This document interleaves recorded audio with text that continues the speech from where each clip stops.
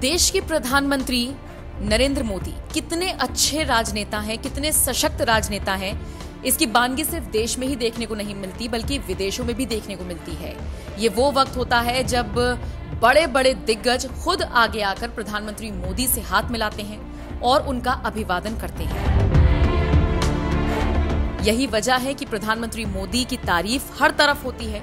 वो अलग बात है कि विपक्षियों को तो सिर्फ मुद्दा चाहिए पीएम मोदी के फैसलों की आलोचना करने का।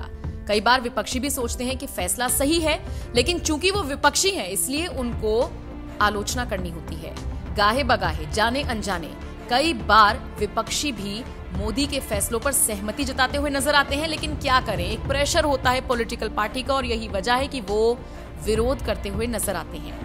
आपने अक्सर देखा होगा कांग्रेस के कई नेता जो पार्टी का दामन छोड़ चुके हैं, वो पार्टी से अलग होते ही पीएम मोदी की तारीफ करने लगते हैं। ऐसा इसलिए क्योंकि मोदी के विचार और उनकी जो विचारधारा है उससे हर कोई प्रभावित है। अब देखिए, प्रधानमंत्री नरेंद्र मोदी कुछ ऐसे काम भी करते हैं जो बहुत सारे लोगों को नहीं पता होता।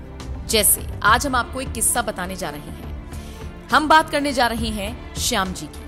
देश को आजाद कराने के लिए श्याम जी ने लंदन में India House, the Indian Sociologist और the Indian Home Rule Society की स्थापना की थी। बताया जाता है कि श्याम जी संस्कृत और शास्त्रों के प्रकांड विद्वान थे, जिनका निधन 1930 में हो गया था।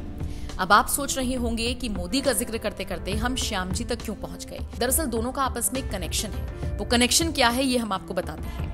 दरअसल श्याम जी को उम्मीद थी कि देश की आजादी के बाद उनकी अस्थियां स्वदेश पहुंचेंगी। 1947 में आजादी मिलने के 56 साल बाद परदेश में इस स्वतंत्रता सेनानी के अस्थियों को लेने के लिए कोई नहीं गया। आप सोच सकते हैं 56 साल तक कोई नहीं गया, लेकिन अगर कोई गया 56 साल बाद तो वो थे देश के प्रधानमंत्री नरेंद्र मोदी, जो उस वक्त गुजरात के सीएम हुआ करते थे।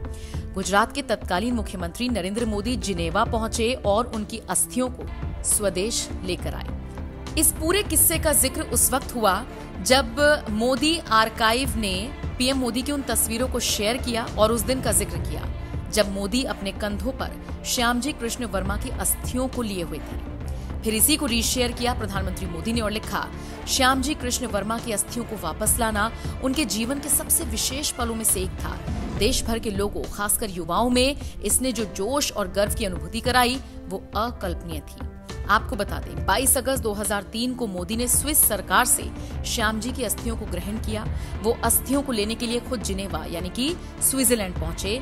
वहां पर सेंट जॉर्ज सिमेट्री में अस्थियों को लेते वक्त मोदी की तस्वीरें भी हैं। जब भारत आए तत्कालीन सीएम मोदी और अब की बात करें तो प्रधानमंत्री मोदी, तो एक भव्य वीरांजलि यात्रा आयोजित की गई। गुजरात के 17 जिलों से होकर इस महान स्वतंत्रता सेनानी के अस्थियों का कलश गुजरा। दक्षिण गुजरात, मध्य गुजरात से लेकर सौराष्ट्र तक लोगों ने सड़क के किनारे खड़े होकर श्याम जी को श्रद्धांजलि अर्पित की और ये सब कुछ हो पाया मोदी की वजह से। अब देखिए ना, 56 साल बाद ही सही, लेकिन उस महान स्वतंत्रता सेनानी की अंतिम इच्छा तो पूरी हुई और ये किसी और ने नहीं बल्कि मोदी ने किया। अस्थि कलश को मांडवी, कच्छ में वर्मा परिवार को सौंप दिया गया। आपको बताते चले, मोदी ने एक मेमोरियल बनाने के बारे में भी सोचा। ऐसे में क्रांति तीर्थ का विचार आया। 4 अक्टूबर 2009 को क्रांति तीर्थ की आधारशिला रखी गई।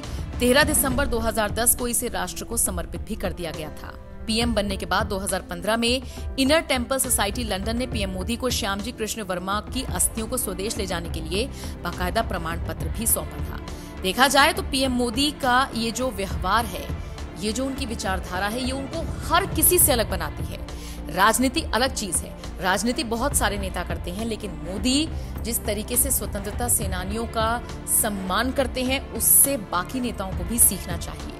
मोदी से जुड़ा ये किस्सा आपको कैसा लगा? कमेंट बॉक्स में अपनी राय जरूर दीजिएगा।